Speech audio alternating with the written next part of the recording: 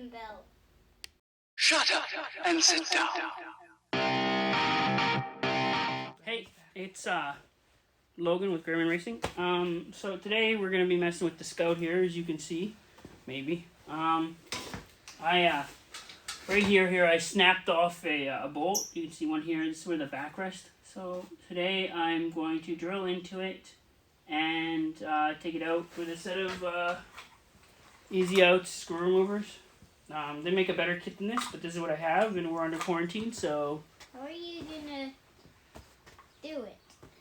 Well, I'm gonna put a center punch in here, hit it with a center punch.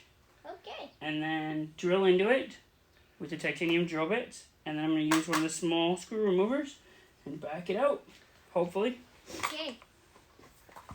That's a good idea. So, the first thing I'm going to do, I'm going to remove the fender here. It's going to take me a minute or two, just because I don't want to actually whack and I don't want any metal fibers on it or anything like that. I got to drill it anyway for the saddlebags that are over there for it. Maybe we'll do that in another video.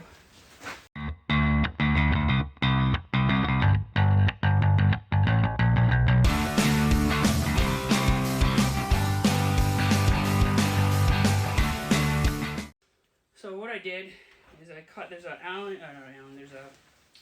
nylon tie that's screwed into the bottom here, I'll show you. Just because the wire runs up and along the whole inside of that frame.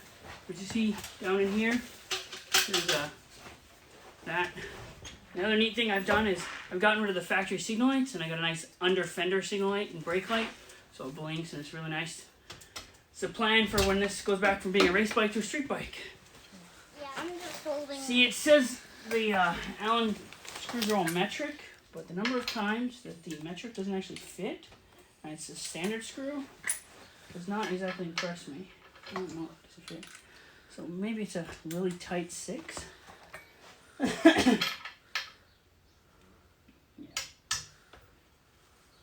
Really tight 6.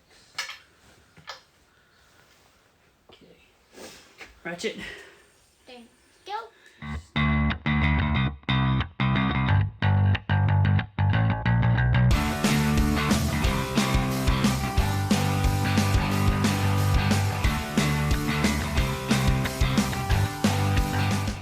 I really want to see it.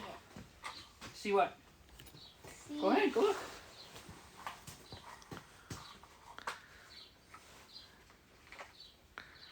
Oh my God, Dad, you totally drilled a hole in it. Yes, I did. Wow. Yes, I did. So this is an easy out, or what they technically call a screw extractor. A lot of people, it's got a nice square end on it. A lot of people just use a simple crescent wrench to get them out. And it generally sometimes works, but it's left, right sides issues. If you're lucky enough, you got a tap and die set, and you're fairly smart, these fit just like your standard thread tab. In here, you tighten it up, it allows you to put some pressure on it, hold it in place. Sometimes, if you get it right. Big if in my case. So yeah, you get it in the right side, and yeah, 2 hands.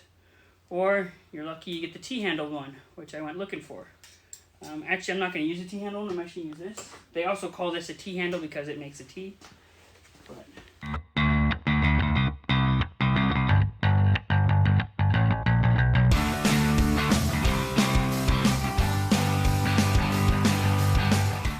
so I don't like how the drill bit's doing, so I'm going to pull out the die grinder and the air bits for it. And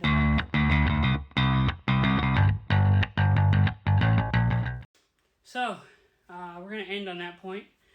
I successfully got the nut cert in. Got lucky and found one. It isn't metric. This one is metric over here. At least it's supposed to be. Yeah, most people get lucky with the easy outs. I obviously didn't use a big enough one, and I didn't drill far enough in, and it was off center when I drove. So those are a couple things you need to look at. Sometimes you have to use a die grinder and flatten the surface you're working with. I was trying not to damage the frame, which, as you can see, didn't exactly go according to plan.